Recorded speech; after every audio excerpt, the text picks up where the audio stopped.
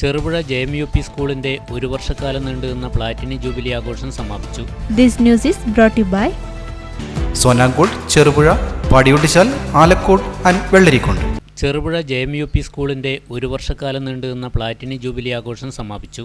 ഹൈക്കോടതി judge PV Kunhikrishnan സമാപന സമ്മേളനം ഉദ്ഘാടനം ചെയ്തു.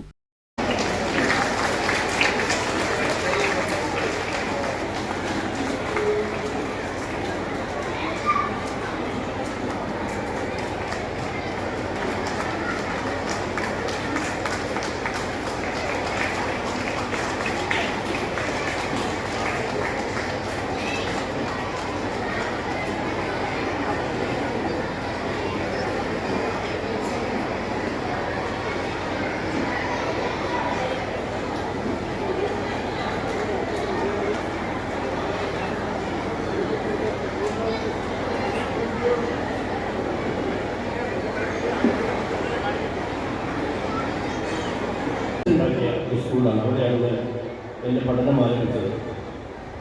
ഞാനൊരു 3 വയസ്സാവും. ഇത് ഞാൻ എൻ്റെ ചെറിയൊരു ഓർമ്മയുണ്ട്.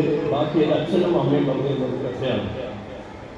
ഞാൻ 3 വയസ്സാകുമ്പോൾ ഞാൻ എൻ്റെ സ്കൂളിലേക്ക് എൻ്റെ ഇല്ലത്തുനിന്ന് ഏകദേശം ഒരു 25-30 മീറ്റർ ദൂരം മാത്രമേ ഉള്ളൂ. അതിൽ അറ്റത്താണ് 1ാം ക്ലാസ്. അന്ന് സ്കൂളിൽ 1ാം ക്ലാസ്സിൽ പഠിപ്പിക്കുന്ന ഒരു മാഷുണ്ടായിരുന്നു, കേശവ മാഷ് എന്നാണ് സ്കൂളിൽ. മാഷിക്ക് ഏകദേശം ഒരു 50 വയസ്സ് മാത്രമേ ഉള്ളൂ. പക്ഷെ കേശവ മാഷ് എല്ലാവരും സ്നേഹത്തോടെ വിളിക്കുന്ന പേര് തൊണ്ടൻ കേശവ മാഷ്.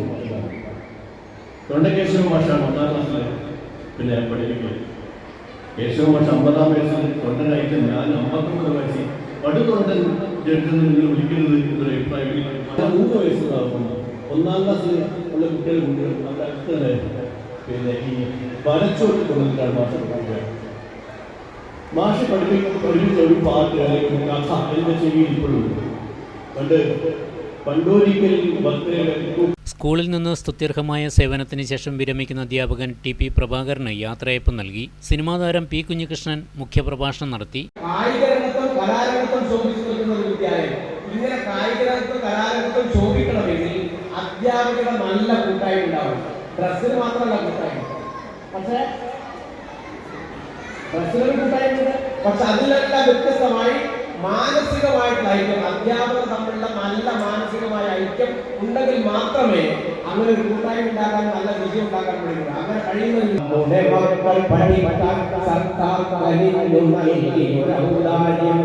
കാറ്റുള്ളപ്പോൾ സ്കൂളില്ല, മഴയുള്ളപ്പോൾ സ്കൂളില്ല, കാറ്റും മഴയും കൂടി വരുമ്പോൾ പ്രാർത്ഥന മറ്റൊരുമില്ല.